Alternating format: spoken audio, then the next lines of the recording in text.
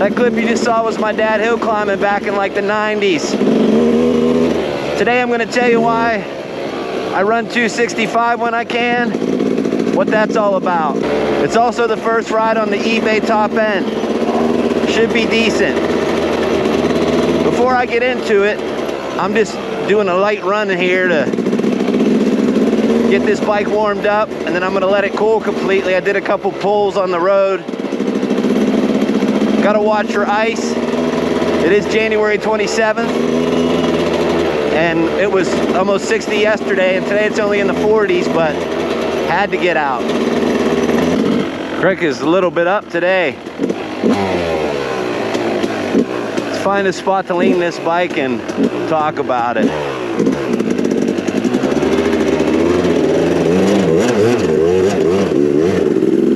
Woo!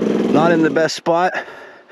And this bike isn't done. You can see it's kind of hodgepodge, mixed matching fork guards. That took a minute because this forks were a different year than I thought they were.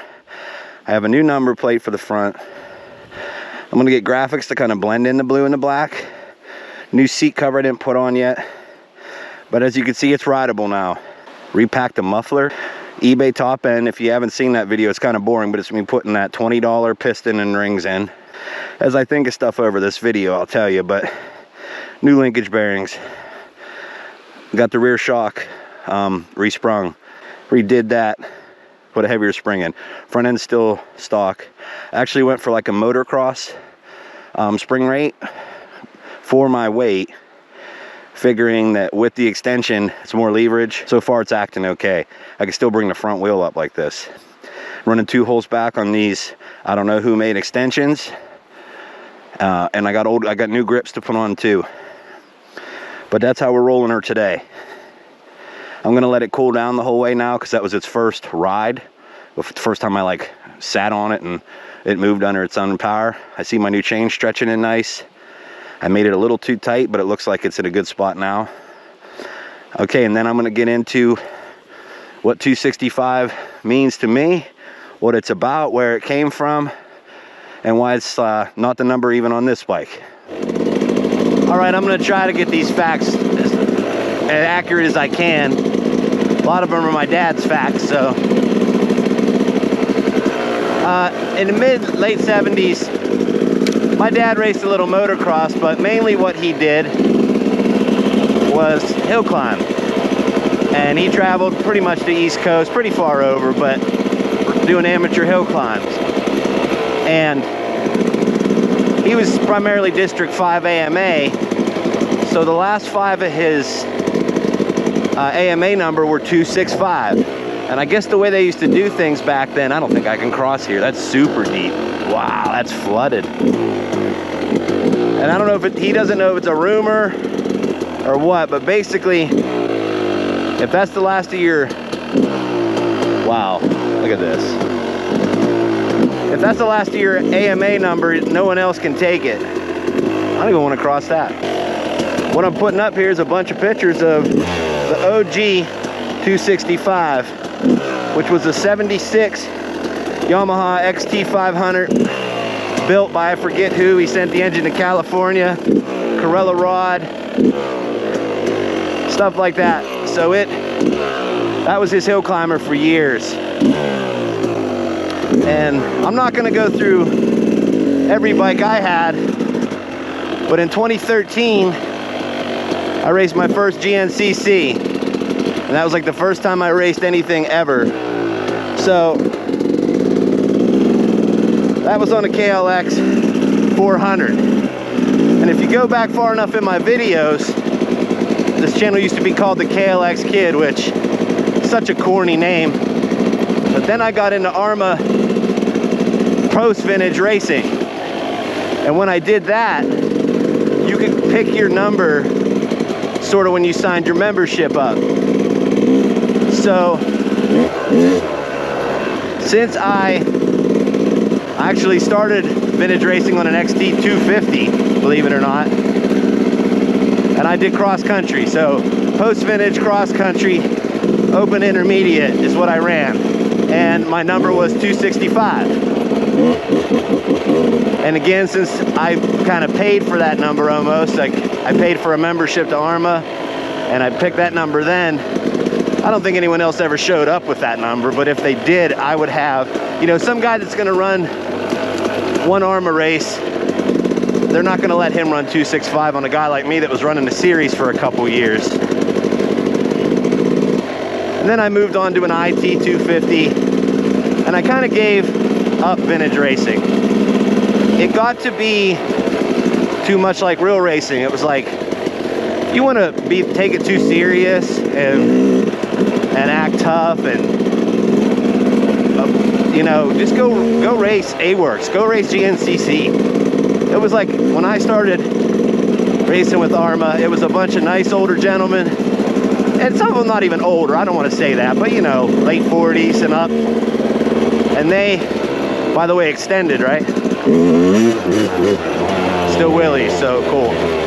And then like a lot of younger cocky guys started showing up. Now maybe it's not like that at all anymore, but another reason is you could spend just as much, if not more money, building, repairing a vintage bike as you do a modern one. You know, because of parts availability and stuff, it's just like, I don't know, it's the same price as racing modern bikes.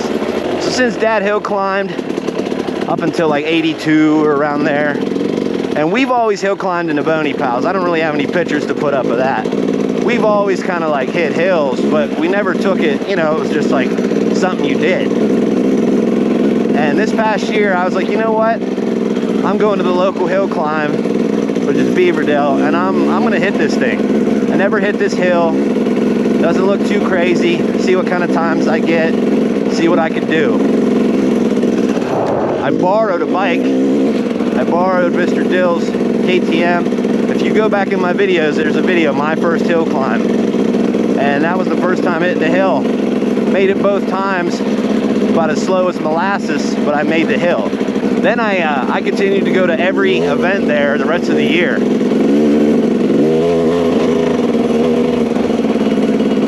And I went through several different bikes. Kind of if you watch my videos, you'll see like, first hill climb I did in a KTM, then I tried it on my KLX 650, which I made once and then crashed every other time. Then I got a 250F, YZ250F. Then I got this bike, climbed on an XT500. Like I was just experimenting, totally experimenting this year as far as that competition side. It's the only hill I, in a sense, competed on. So both for class 1 and class 2, which is stock link bikes, so like stock bikes. One's up to, I want to say 400 cc, like 86 to 400 cc's is class 1, and 401 and up is class 2 for stock link bikes. I got 13th out of like 26 in the one class, and like 13th again, I think. I had to double check, but 13th out of like 30 in the other class. So if anyone that races knows, a lot of times if you're running for points, all you have to do is show up to every race. There was climbs I didn't even make the hill, but I had better footage than someone else. So I didn't get dead last. And when there's only, I think they get points back to 20th place. So yeah, of course you get a first, you're getting 20 points. But you get a 20th, I think you still get 1 point. I'd have to double check all that.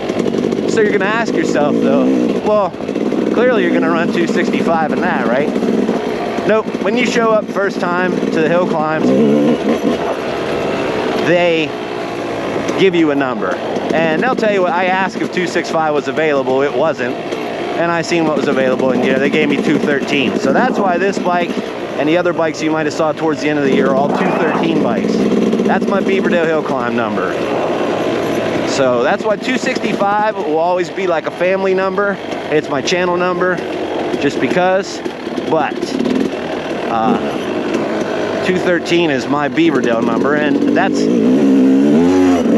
for those of you that don't know, Beaverdale is not AMA sanctioned, it's an outlaw hill climb. So if I go to an AMA event now, they'll give me whatever, you know, numbers aren't that important. It's mainly your name, you know, and your name.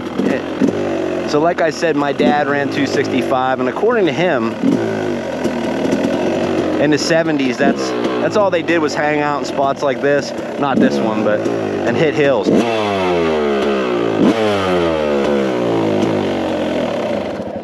So in a sense, free ride hill climb has been in my family since the 70s. I didn't do much of it. I mean, I did. And I met up with some guys. If you watch my video for, it says Hillclimb Redemption and Hill Climbing in PA in November. I'm in PA and we're basically at one spot all day, just hitting hills. And then I found out other guys do that. I seen hill killers from Busted Knuckle, found goon climbers, of course, and I'm sure you've seen him if you're watching this and you're into hill climbing. If not, check him out. All he does is talk about free ride hill climbing, how to get better at it. You get to see him and his buds hit all these cool spots, whole way from like PA and Wellsville, Kentucky, Tennessee, out to whole way out west. But that's something I kind of want to be a part of now, and that's really, I really like the culture of chilling here all day and trying different hills, which I haven't got to do much of because this is my first extended bike. So I get to maybe start doing that now. I'm actually supposed to meet up with guys later if they ride out in the spot from my other video, but we'll see. So that's like the pretty brief. I know it was long-winded and there was nothing really going on, but I showed you some pictures. History of 265, why my number in the channel anyway is 265, why I kind of held on to it, even though it's never been like my official number for any pro series or even like an AMA series, just my ARMA vintage cross country racing series.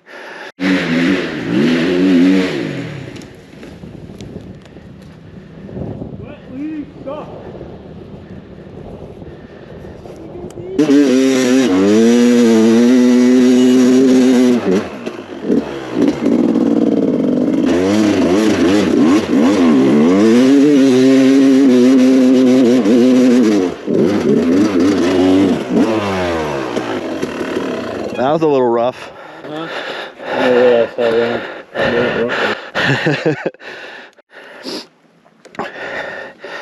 You guys have a good day. Yep, you too. I'm gonna head back and I think we're riding somewhere else later, so have fun.